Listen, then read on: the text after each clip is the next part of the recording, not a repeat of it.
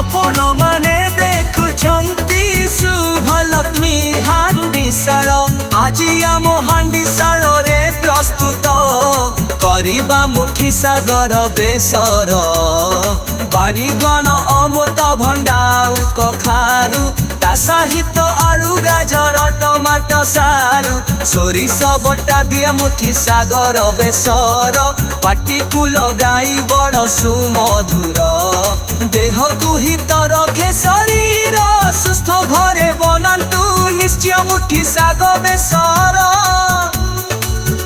ओम साई राम। शुभलक्ष्मी हांडीशाल रे आपण मानकु स्वागत।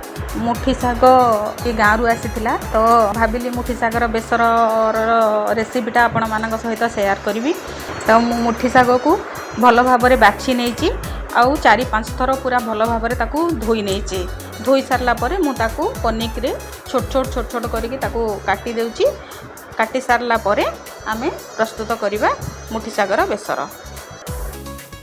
मुझे किछि आलू को काटिची सारू छोट छोट करी काटिची गोटे गाजर छोट गाजरटे छोट छोट करी काटिची किछि अमृतभंडा छोट छोट करी काटिची आउ गोटे बड़ टमाट काटिची आउ गोटे बड़ बैगण आउ किछि कखारू मेथी रसुण सुखिला लंका अल्प जीरा आउ सोरिष या नहीं बेसर बाटिया चलते बेसर रेडी करनबा।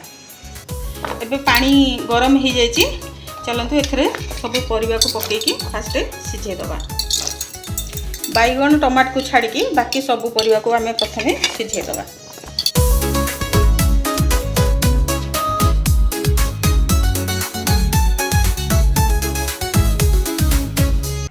परिवा सिझी आसलानी अधा सिझी आसलानी एबे आम बैगण ऐड करदबा।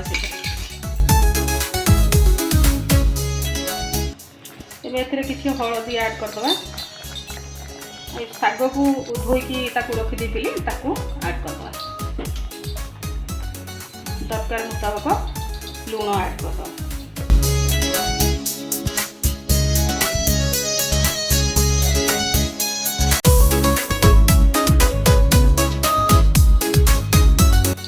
ताकू सिझिबा 5 मिनिट घोड़ेकी छाड़दबा।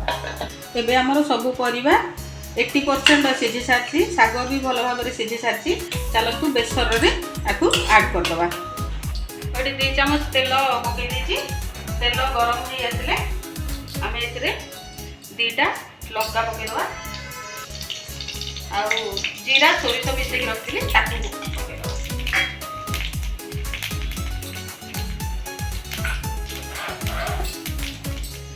तापर मुझे 2टा छोट पियाज रखी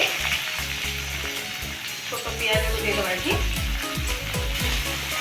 पियाज टिके लाल हो आसिले तापर आम टमाटो को देदबा। एबे पियाज टिके लाल हो आसलानी तापर आम टमाटो को देदबा।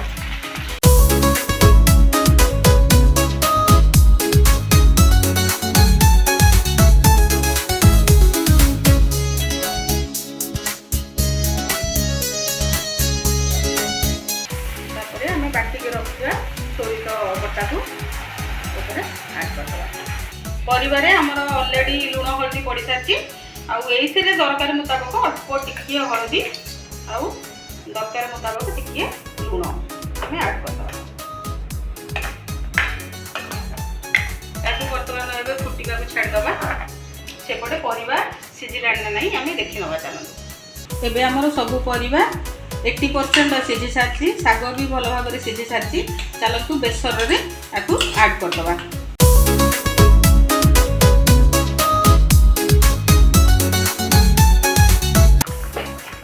भल भाव में घाटी देगी आउ 5 मिनिट आम सिझा छाड़दबा। एबे प्रस्तुत हो गला आमर मुठी सागर बेसर। वीडियोटी केमिति लागिला निश्चय कमेंट माध्यम रे जणाइबे। रहउची बाय बाय।